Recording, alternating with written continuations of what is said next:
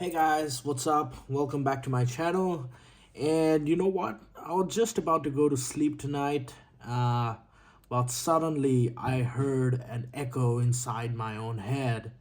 A voice, a very powerful voice, telling me to wake up. And I tried to pinpoint which type of voice, where, and how. And it sounded more feminine.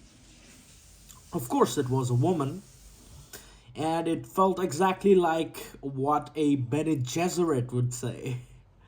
So the voice wasn't harsh, the voice wasn't cruel, the voice was very soft but righteous in a sense, telling me to wake up. And all I could think of was reading the High Priestess Tarot. It was almost like the priestess herself called me in order to make this video right now at this very moment, and telling for me foretelling the significance of what just happened and who this high priestess truly is and what the card means. So let's pull up the original tarot of the high priestess. And as you can see, the card actually means a lot. It's one of the deepest cards in terms of the value of information you can get, okay?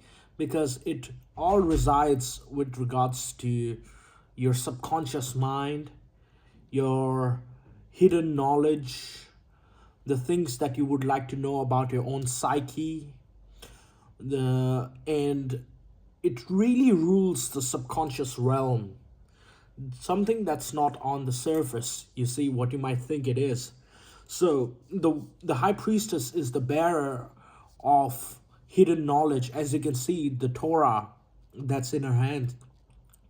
So she is well equipped with a lot of magic and deep intuition and thoughts that you might need to know.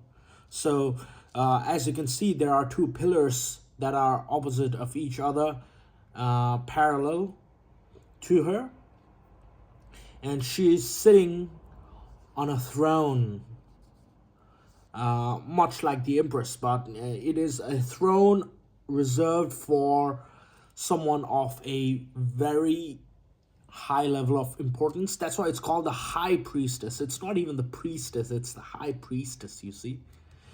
And the way she is dressed itself signifies, I think Bene Gesserits took inspiration from the high priestess just by looking at the clothes she is wearing. You can see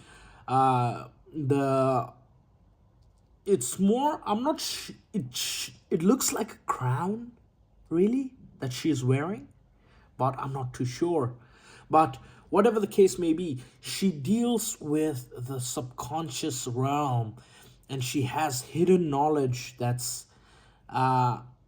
she is the bearer of. And she really has the moon, literally the crescent moon, on her feet.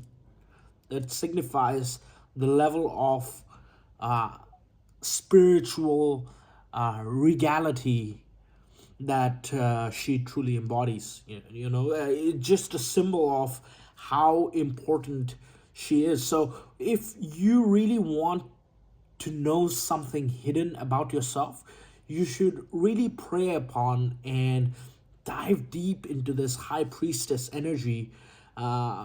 And there are priests, but you see them more like a fatherly figure and someone who guides you. Also, priests do tell something deep about yourself, but it's truly the high priestess who sort of embody this essence of inclusivity and secrecy and the hidden knowledge. It's like a grandmother passing down her knowledge to her daughter and her granddaughter and so forth. So it lasts through lineages. As you can see, the throne itself, the seat, it's covered with fruits, as you can see, and it shows fertility, in the sense that it's not, I say, out of what we call that, reproduction, but in terms of true ripeness. Like when a fruit is ripe, the animals want to come and eat it.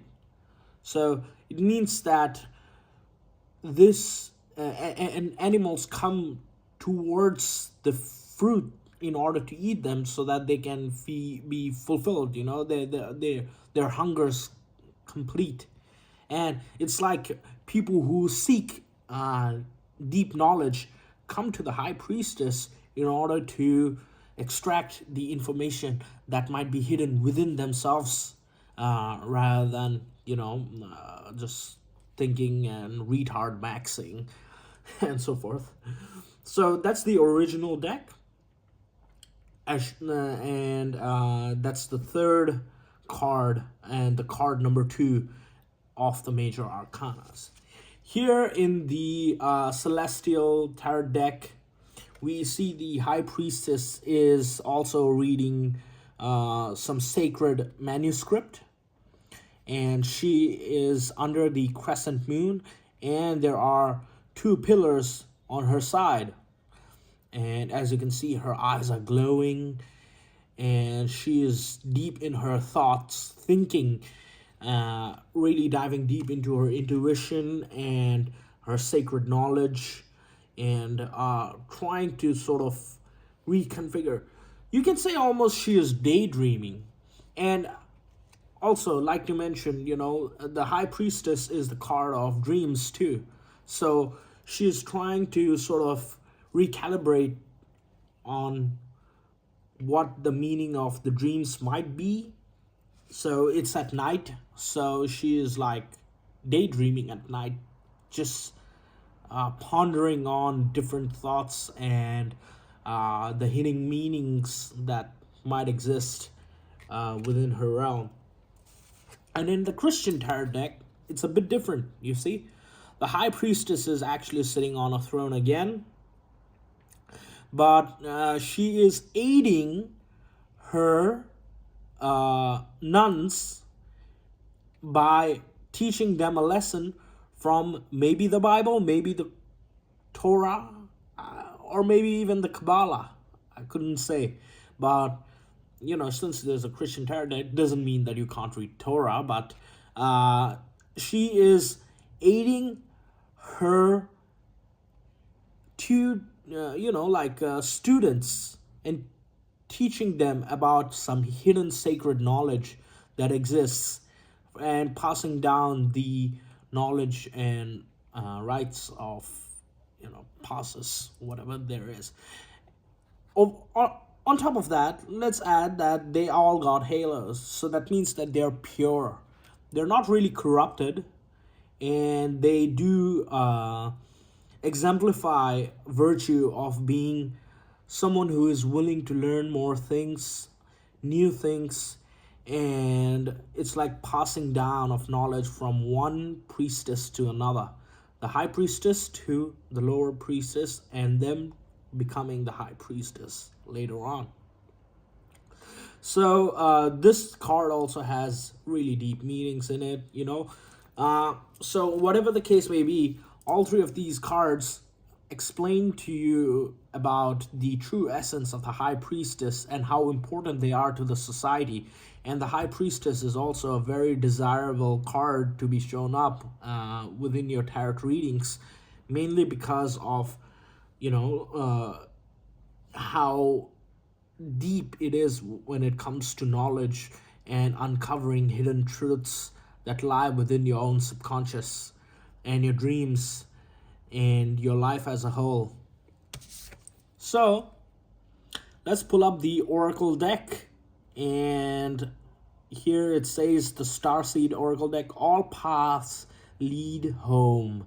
Inner authority, intuition, turn your gaze within. How crazy is that? Because this matches with the cards just over here, and it is a lady just walking down around, some sacred site, as you can see, and the sky and the earth seem to be, you know, uh, going through a mirage like beautiful place, and these look like stone monuments, some sort of a ritual site. So let me read upon it.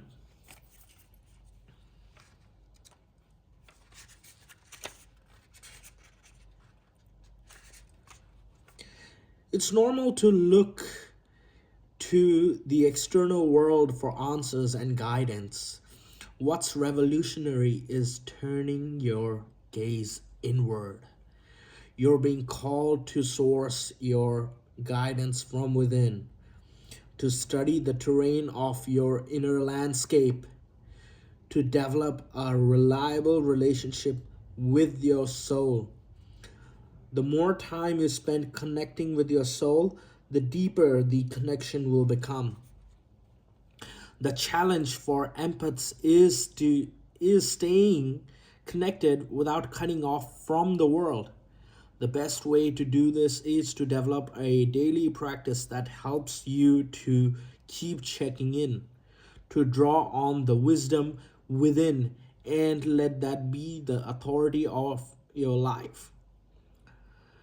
If this card appears, you may be called to develop or switch up your spiritual practice, to get in the habit of turning your gaze within, getting centered for the day before consuming anything from the outside world, to start from a feeling of at homeness, and throughout each day to find simple ways to keep coming home. Home in quotes. This doesn't mean switching off from the realities of today's world. We need as many conscious people as possible living with their eyes wide open. Rather, it's a great call to start your day from a place of contentedness and connectedness and grace and devotion. So when you go out into the world and when you let the world in, you do it from an unshakable state of being, a state where you draw your strength, authority, and guidance from a place deep, deep within. How are you being called to turn your gaze within? How important that is, really. And this truly matches with the High Priestess card vibes, because the home is not some place where you stay and you go to work and then you go to gym and then you go to club and then you come back and stay there and sleep, and then you wake up and you make your coffee and have breakfast and then you go to work again. Home is not one fixed particular state. A particular place, really. It is you. And what do you call home? It could be actually a feeling. Home could be a feeling of inner contentedness, where if you are in the middle of a chaos, you take a deep breath and you relax and you get this feeling of being satiated, where you are not looking at anything and you don't want anything. That itself can be home. And the High Priestess is a card that, if you work with it, it will enable you to feel just that. So thank you so much. I just got woken up by this voice of the High Priestess in my head, and now I needed to make a video on this, and this is it. So how crazy is that? I'll keep making more videos. Thank you so much, and take care.